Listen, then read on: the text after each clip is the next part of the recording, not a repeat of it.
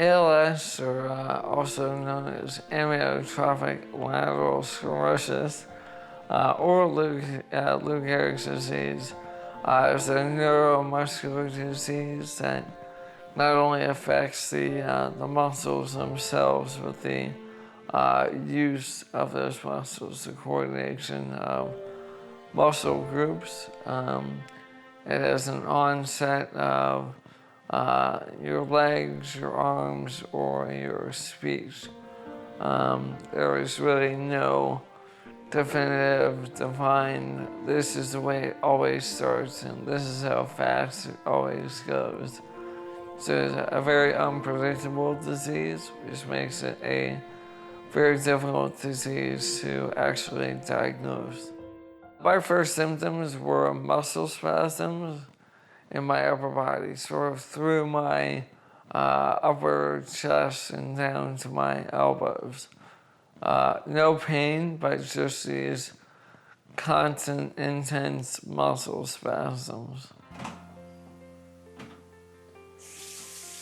About a month after the spasms started, I thought, well, this isn't normal. This isn't dehydration. You know, to realize this is something major, something I do need to get looked at. So about a month after the symptoms started, I went to my first doctor. From the first symptom to the final diagnosis was about 18 months. I could tell there was something wrong. I don't know that others around me at that point, unless you were really closely watching the way I was doing things, knew something was wrong. The day I was diagnosed, we were at Northwestern at their clinic, ALS clinic. And, it was a long day. We were there for about 4 or 5 hours. The doctor was the final person to come into the room. Very long-winded guy, very nice guy, but really was just talking around it. And you can imagine 5 hours into a doctor's appointment when you really have one question you want answered. It was pretty frustrating. It got to the point where my mom just sort of cut the guy off in mid-sentence and said, "Do you think it's ALS?" And he said, "Oh, yeah. You know, that's why you're here." So typically when or someone with ALS tells someone they have ALS, you get one of two reactions. And one is sort of this, a head nod. Really sorry to hear about that. And it's usually followed with, well, you know, my aunt had breast cancer and she's doing wonderful now. 5 years in remission, and I certainly don't want to make light of cancer or any other type of disease, but that person typically doesn't know, in fact, what ALS is, and they don't want to seem uninformed. The other person knows what ALS is, and you really get a very sincere, almost sad, empathetic, wow, you know, I'm sorry. I'm really sorry to hear that. And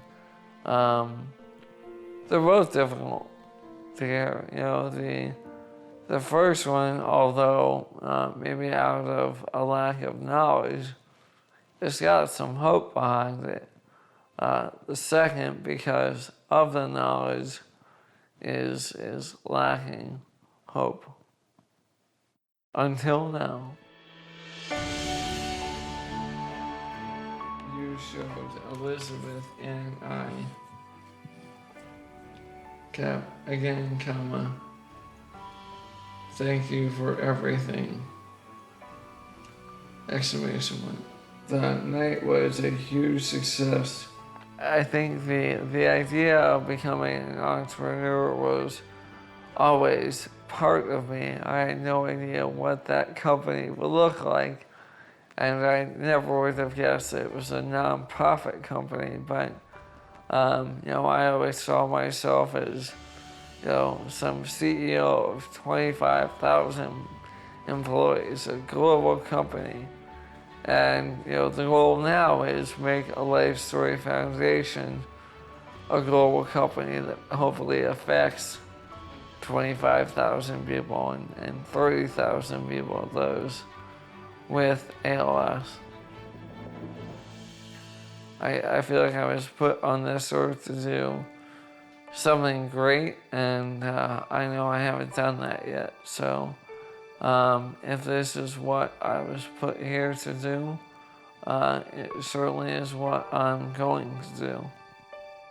Rewrite the end of ALS to me means not accepting a foregone conclusion, not taking horrible or terminal news laying down. It makes me realize that change is necessary and that we have to do it to, in fact, rewrite the end of ALS.